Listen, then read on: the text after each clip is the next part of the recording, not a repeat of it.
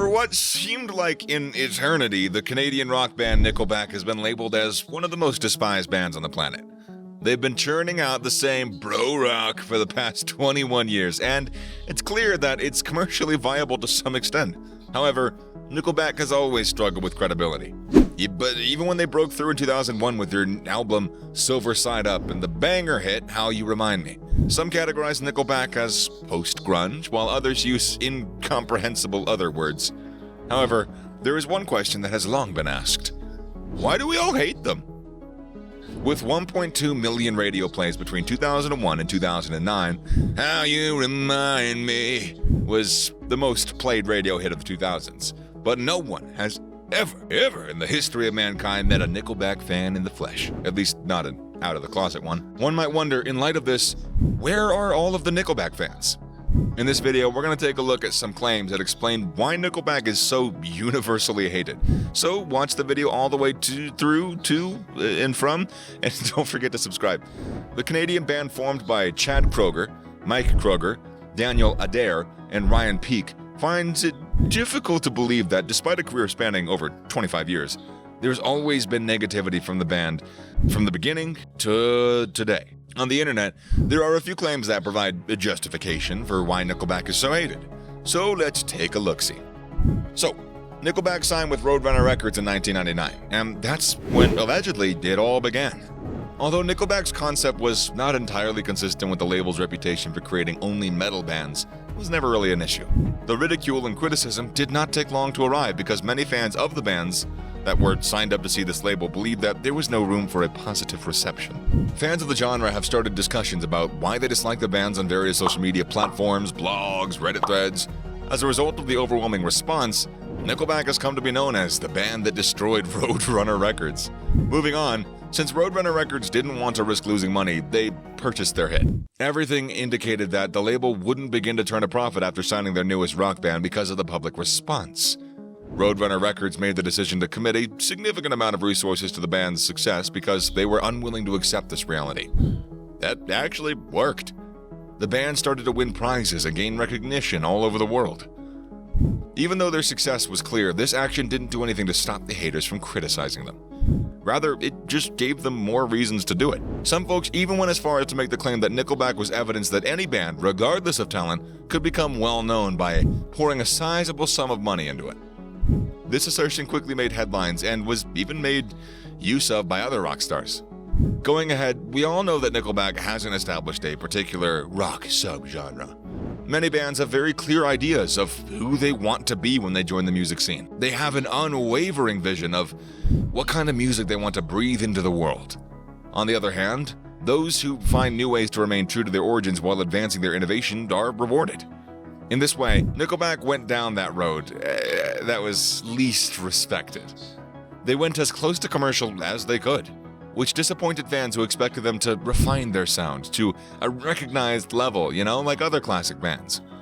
Well, any justification seems valid to criticize a band when they got a big old group of haters, You gotta realize that it's impossible to pin down this band's sound in order to define it. While bands are free to experiment with their sound, many people feel that it's inappropriate for a rock band to be so nimble and to play and compose in accordance with whatever genre is popular at the time. Knowledgeable fans dislike it when a rock band loses its identity, which is why they argue that Nickelback is too inconsistent for any fan to enjoy. Members of other bands made fun of the Canadian band's unfavorable popularity. For instance, Foo Fighters member Dave Grohl once jokingly remarked that while listening to Nickelback songs backwards does contain a message from the devil, listening to them forwards is worse. Of course, a lot of people agreed with him, and the band has gained a lot of unfavorable attention from people just all over the world, honestly, especially more seasoned fans of rock music. This kind of movement was backed by other celebrities too, who argued that none of its participants possessed any exceptional talent or ability. Are you liking the video so far? Well then like, share, and subscribe, you freeloader. Just messing. Moving ahead, according to theories about the causes of their anger and resentment, Nickelback apparently came out at the wrong time. When Kurt Cobain, their vocalist, passed away, it appears that Nirvana also took grunge with them. Nirvana was a successful band that gave grunge a huge boost and popularized it in the 1990s. People who were also involved in the grunge scene chose to experiment with other rhythms, leaving a huge gap in the genre. which Nickelback tried to fill. It was unpleasant for the fans of these popular grunge bands to witness the emergence of the post-grunge era. The fact that Nickelback was in charge of this period didn't sit well with them, and experts claimed that they didn't have a clear idea of what it is that they wanted to do. Do you know that Chad Kroeger is criticized for lacking stage charisma and grace? We're all familiar with the fact that the lead singer of a rock band is typically the man who exudes a strong and rebellious image. He doesn't need to put much effort into grooming himself because he already exudes the grace that only being rebellious can. Or whatever that means. You have an unrivaled talent for singing for certain instruments, which is another characteristic that describes you. Chad Kroeger appears to have a look that is very different from the norm in the case of Nickelback, and they claim to have witnessed him falter on stage. Science has also researched Nickelback to try and figure it out, to try and determine why there's so much hate. The band was the focus of a study by the University of Eastern Finland, which resulted in the publication of hypocritical bullshit performed through gritted teeth, authenticity discourses in Nickelback's album reviews in Finnish media. The study revealed that the members of the group copied major influences without really contributing anything new to the scene. This indicates that they appropriated some traits from well-known bands who achieved great commercial success, but they lacked the ability to infuse their own personalities into their music.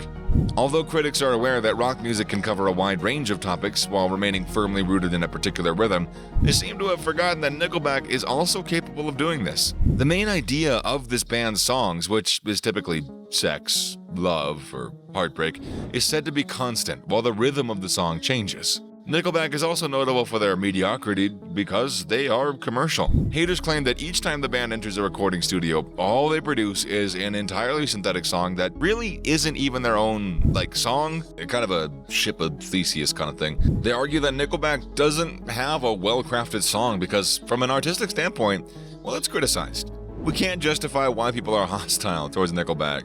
You can't. For us, it's beyond clear how a band that is universally despised was able to last more than 25 years. This only serves to highlight the hard-working team's constant quest to reinvent itself and experiment with its sound, not just to please everyone, but to also discover the band's true identity. The band Nickelback is a global sensation, and several of their songs spent a lot of time at the top of the charts. Nobody can dispute the fact that this band has written some anthems that have we've sung a couple of times. They made some bangers. That's it. Come on. We all know this well-known band, despite the fact that many people claim to despise them. It's clear from listening to their music that the band members have improved as musicians over the years. They continue to create music in spite of everything, because it's something that they're very passionate about, and it has a lot of value to them. So, what do you think about all this? Do you feel that they deserve any, all, some hatred? What do you think? Let us know in the comment section below. And if you enjoyed the video, don't forget to like it, share it, and subscribe it.